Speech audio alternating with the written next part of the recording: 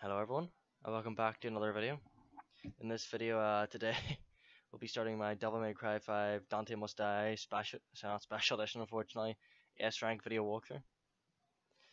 So Devil May Cry 5 S rank, unfortunately there's going to be no game audio, simply down to the fact because I have since it's been a while since I've actually recorded gameplay, I've switched to OBS, and OBS kind of has a weird kink in my system just for this game, everything else records fine where it has a small hiss in the background. Now I will look into it, but the next, I think it's up to mission 2 as Nero, including the prologue, so about 3 missions altogether, will have a small audio hiss in the background. Now I've taken the better approach of just muting the audio for the game, and I'll just commentate over it, and it'll be more or less the exact same because the audio on my videos I try and keep it quite low anyway.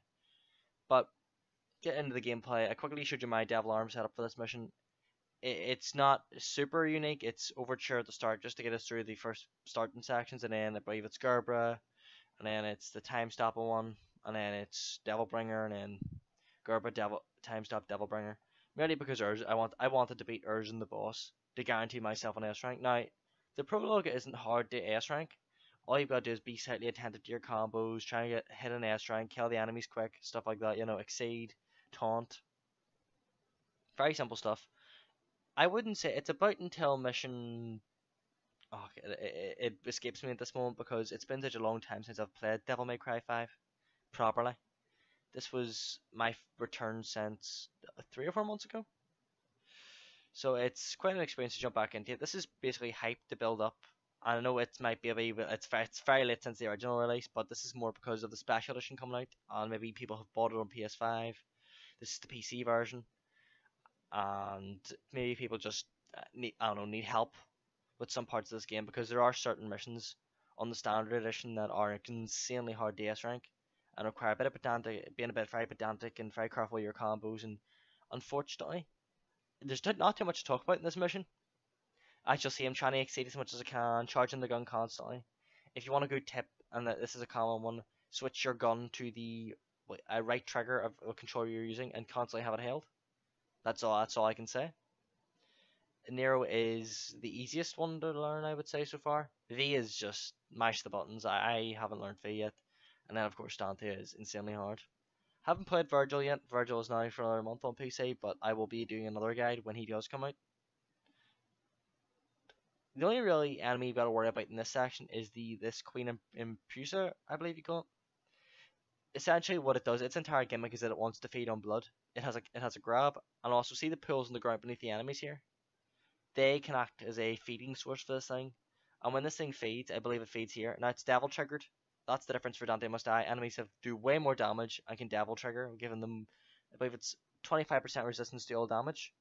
But you'll see here, this thing tanks through a devil triggered combo, or it's a I forget the name of the move, but essentially it's a special move for Nero. It hyper armors through that combo and then hits me again here.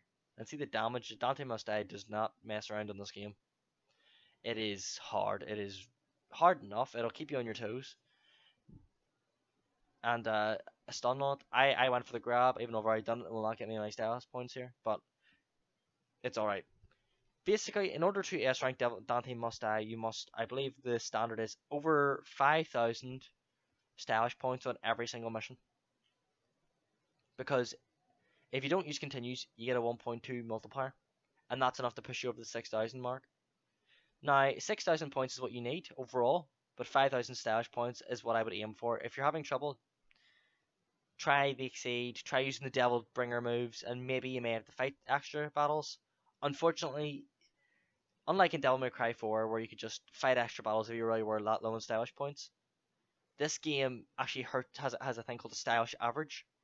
And if you fight too many fights and don't perform very well, let's say you do really well in one fight, but in the other fight you do kind of middling, it'll bring your average down significantly. And unfortunately, you may not get it.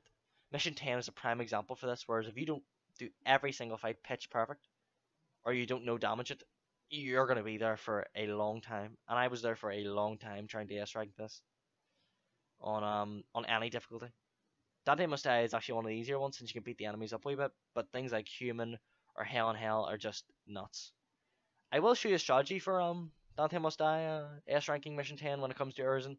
I've heard now. This is ours, and this is King Dickhead himself. This is one of the worst fights in the game. This is where you'll have your trouble if you're trying to S rank the later missions, because this guy, it's just not fun to fight at all.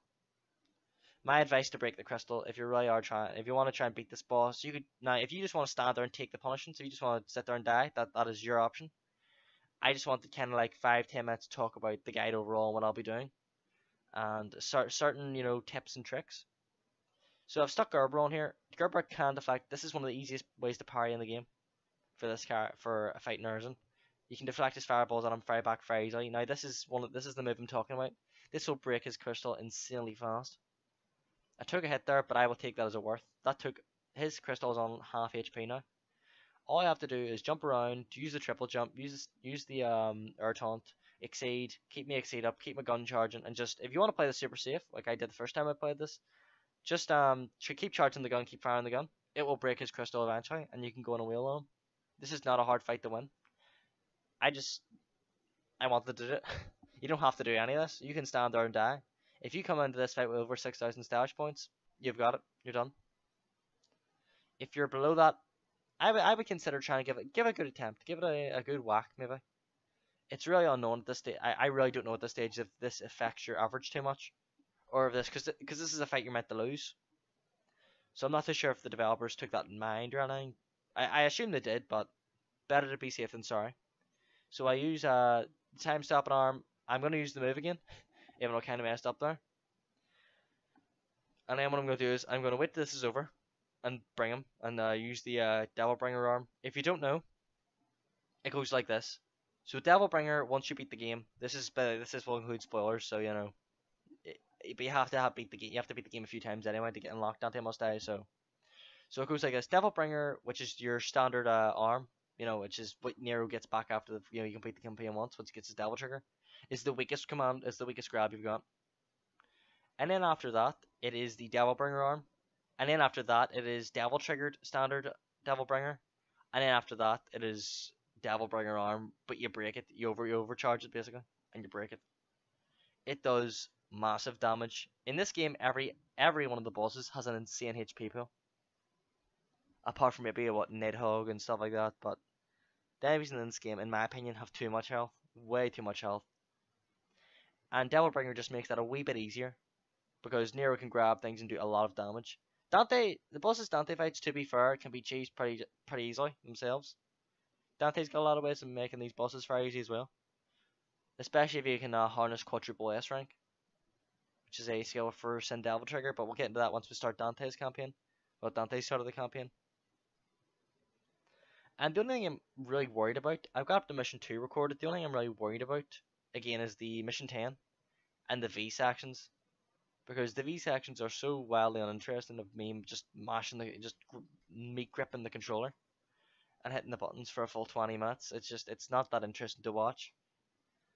But I do come up with some strategies in order to do the most damage to bosses. The bosses' V fights aren't really that complicated. V does have the only boss rush of the game, so that can be a bit tough. And I can understand why people would have difficulty. Because I certainly had difficulty. It is bad. I would rather fight that boss rush with any other character. So we're making good progress on the crystal break here. It really is just the same stuff, just stay in the air. Try and stay in the air and dodge stuff. Hold the gun charge, and this is where ragtime, that's it. Hold ragtime, I should be charging it right now.